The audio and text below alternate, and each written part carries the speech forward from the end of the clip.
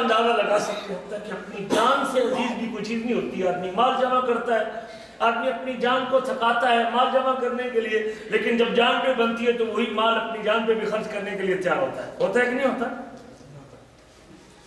60 سال سے 40 سال سے سعودیہ میں کماتا رہے, لیکن بعد میں اسے ڈاکٹر کہے کہ تیرا علاج تو یہاں سعودیہ ممکن نہیں ہے, آپ کو تو امریکہ برطانیہ جا کے علاج کروانا پڑے گا. وہ اپنا مکان بھی بیچنے کے لیے تیار ہوتا ہے اپنی جان کو بچانے کے لیے. مال کمانے کے لیے جان کو بوڑھا کر لیتا ہے, جسم کو تھکا لیتا ہے اور اس مقام پہ پہنچ جاتا ہے. اور لیکن جب جان پہ بنتی ہے تو پھر اپنی جان بچانے کے لیے مال بچا لیتا ہے یا خرچ کر لیتا ہے؟ خرچ کر دیتا ہے. اس سے پتہ چلتا ہے کہ جان مال سے بھی زیادہ قیمتی ہے نا. اگر یہ احساس مجھے آج دنیا میں ہو جائے کہ جان مال سے زیادہ قیمتی ہے, تو یہ دنیا کی زندگی تو عارضی زندگی 60-70 سال کی زندگی ہے, اور اس کے اوپر بھی کوئی گارنٹی نہیں ہے, اور اس کے اوپر بھی کوئی میرے پاس ایگریمنٹ نہیں ہے کہ میں نے اتنے سال یقیناً جینا ہے. اور اگر مجھے اپنی جان کا احساس ہو کہ میں نے اپنے آپ کو اس دار دنیا سے قبر کی طرف میں نے منتقل ہونا ہے, اور اس اندھیرے گڑھے میں جانا ہے, اور اس بچھو کے گھر میں نے لیٹنا ہے, اور سانپ اور کیڑے کی خوراک میں نے بننا ہے, اور اس پیریڈ کا مجھے اندازہ ہی کوئی نہیں کہ کتنے سال کتنے 100 سال تک میں نے وہاں پڑے رہنا ہے. نبی کریم کے زمانے میں جنہیں اللہ کے رسول قبر پہ کھڑے کر کے ڈراتے تھے نا, لِمِثْلِ هَذَا فَعِدُّ, اس گڑھے کے لیے تیاری کرو, اس گڑھے کے لیے تیاری کرو. اور کتنی زندگی تھے, 60 سال کو 70 سال کو 80 سال کو 100 سال, اتنا نہیں اتنے دیے, لیکن آج ان کو جب اس وقت فوت ہوئے, آج ان کو قبر میں پڑے ہوئے 1400 سال بیت چکے ہیں.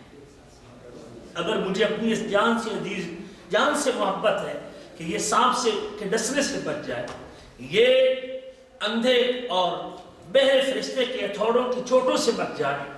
اگر یہ جہنم کی آگ سے بچ جائے,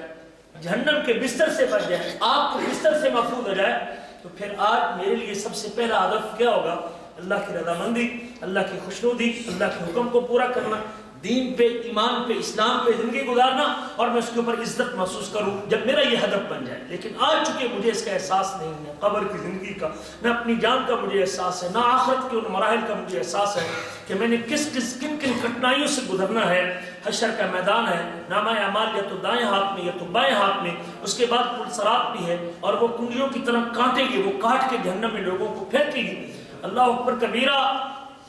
وہ مراحل سارے میں نے طے کرنے کے بعد پھر نیکی تولی جائے گی, میدان بھی آئے گا, جس کی نیکیاں بڑھ جائیں گی وہ جنت میں چلا جائے گا, اور جس کی برائیاں بڑھ جائیں گی وہ جہنم میں چلا جائے گا.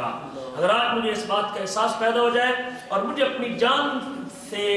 محبت ہو کہ میری یہ جان بچ جائے, اگر یہ جان بچ جائے قبر میں, آخرت میں, اور یہ میری جان وہ زندگی جی لے جو جنت کی زندگی ہے, جو جنت کی زندگی ہے, جس زندگی میں صحت ہے, بیماری نہیں, جس زندگی میں مالداری ہے, فقیری نہیں, جس زندگی میں